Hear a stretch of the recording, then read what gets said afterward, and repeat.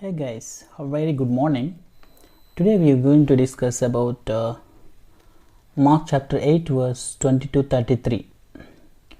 So before starting our Bible study, we have to read these verses, verse 22 to 33, twice or thrice, so that we can understand the whole concept.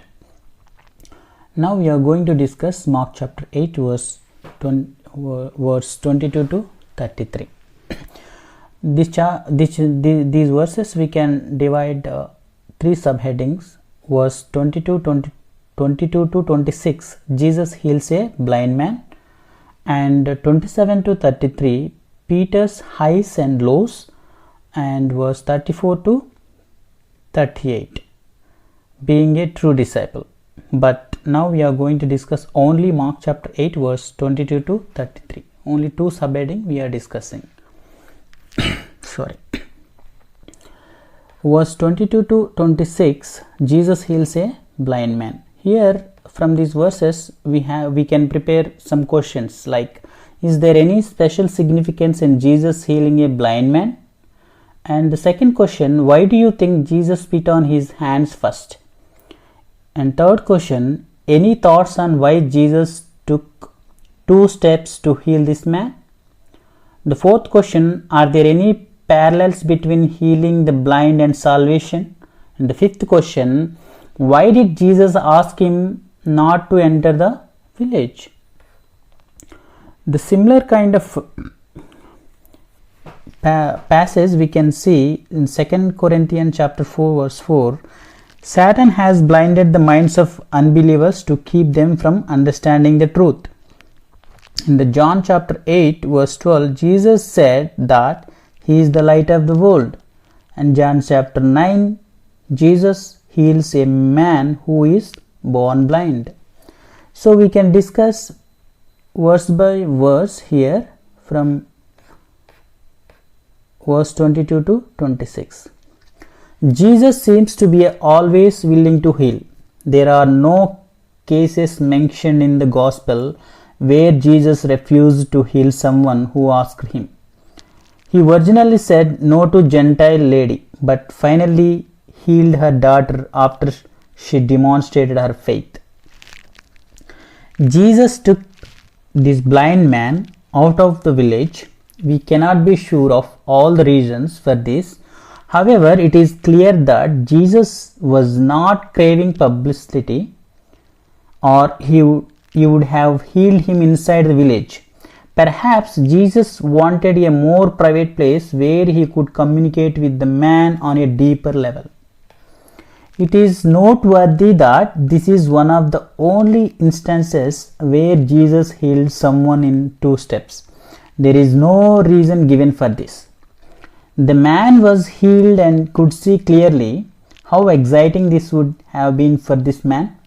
When I was a kid, sometimes I tried closing my eyes for as long as I could to imagine what it would be like to be blind. I never made it very long.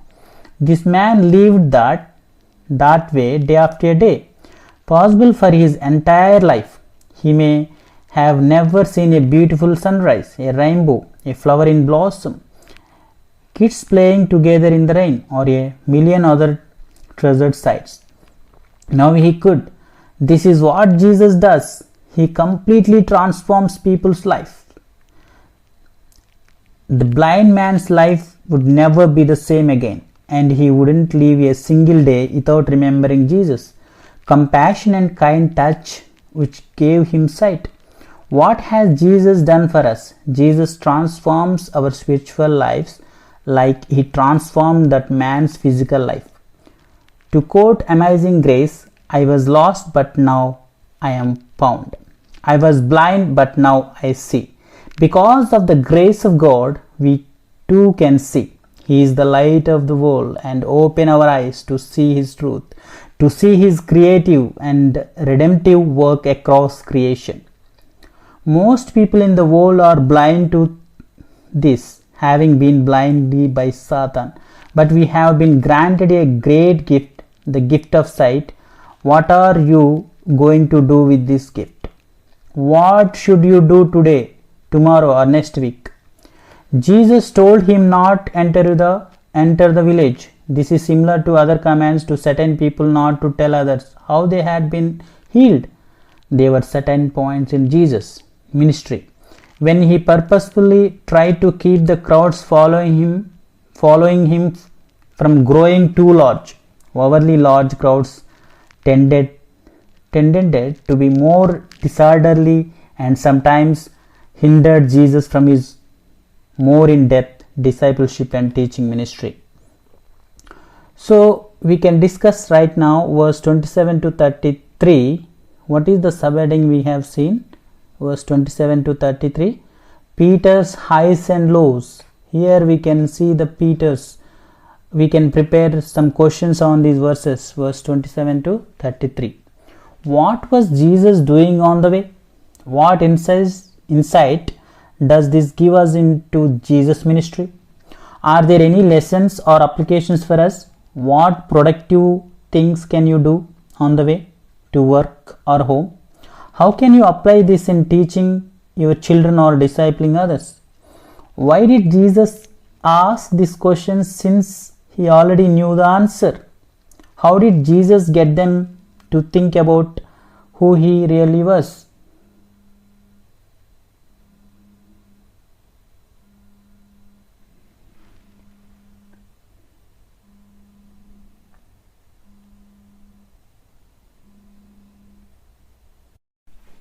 How did Jesus get them to think about who he really was?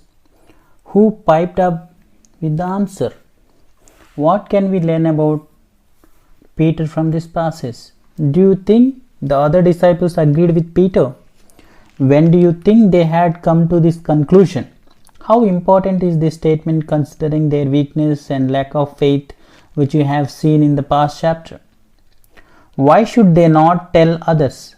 Why did Jesus tell them about his coming sufferings, crucifixion and resurrection? Did they get it? How do you know? How did Peter react to Jesus' statement? What can you learn about Peter from this? Are there any applications for us? Why was Jesus so harsh to Peter? Why did he call him Satan? So here, what seems to be going on behind the scene in this passage?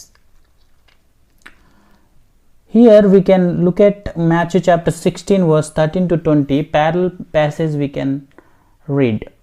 Deuteronomy chapter 6 verse 4 to 9, we should talk about the things of God wherever we are. Isaiah chapter 14 verse 27, God's purpose will stand. So we can discuss about these verses one by one. On the way, we have discussed this concept before. Jesus' teaching was not in a classroom. He didn't have the disciples get 12 desks, 12 pencils, 12 textbooks, and then open their books to page number. While there is a time and a place for this type of teaching, teaching in real world context is much more powerful and tangible. Generally, classroom teachings exist because it is not feasible for a teacher to teach each student in the context of daily life. Whenever that is possible, it is the better alternative. In the school where I teach, we call this kind of teaching teachable moments. For a parent, that could mean teaching a child about math while at the store buying groceries, teaching about nature while walking in the park, teaching about history while at memorial, teaching about geography while on a trip, etc. For a biblical things, there are opportunities every day. For example, I taught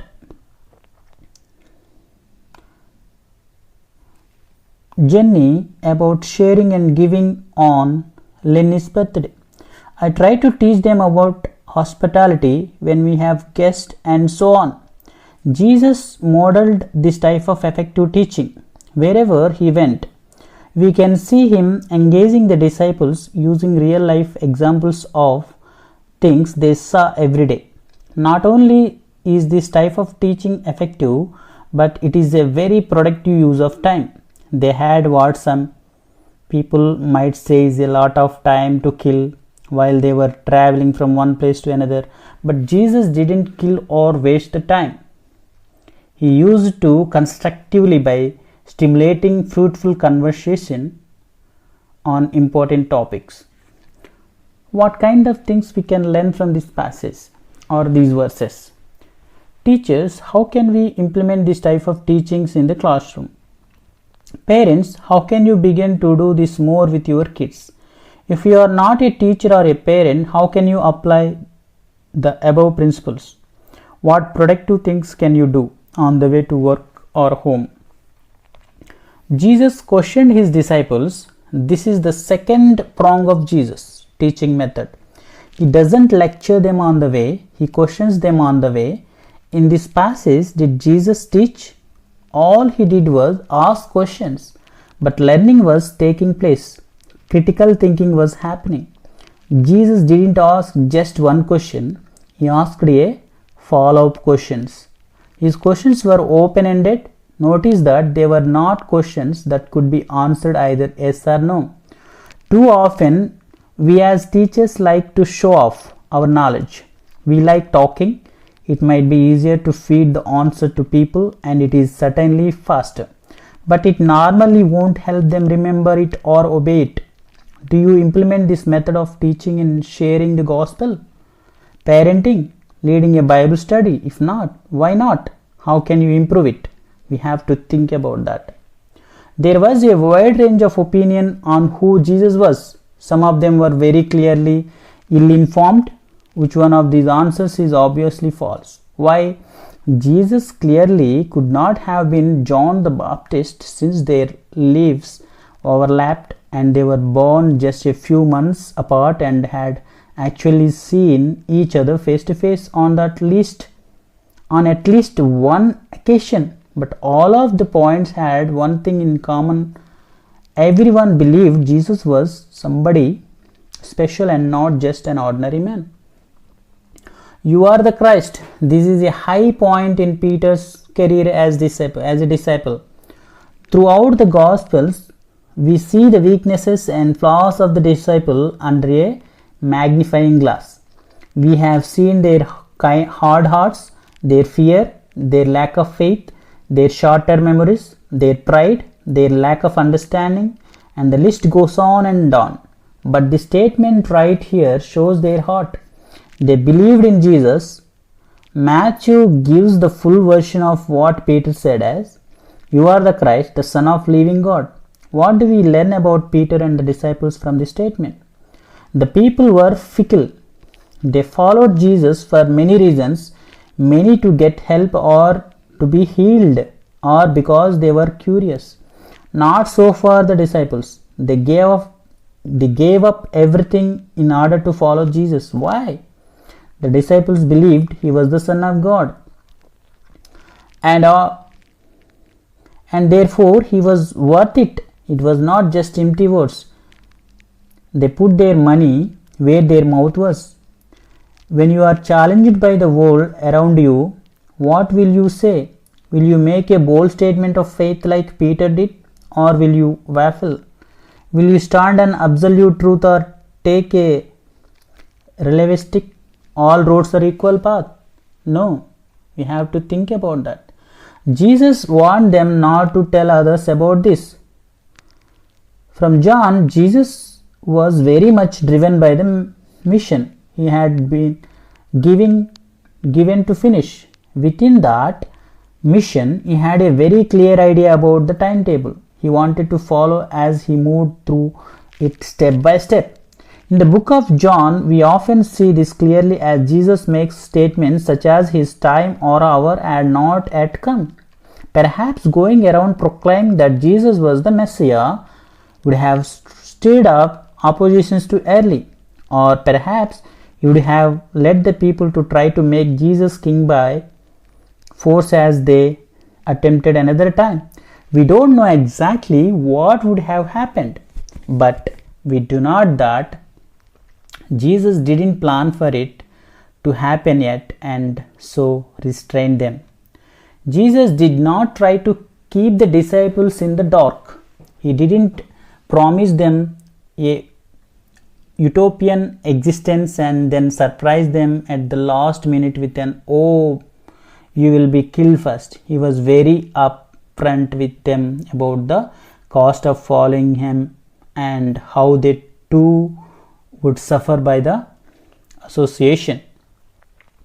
What kind of things we can learn from these verses, and what kind of application we can apply from these verses in our life? It is very important to be honest with seekers. Do not spend all your time in a gospel presentation on eternal life and heaven. They need to understand sin, repentance, lordship, and the cost of being a disciple. Jesus was friends with the disciples, where we can look at John chapter 15 verse 15.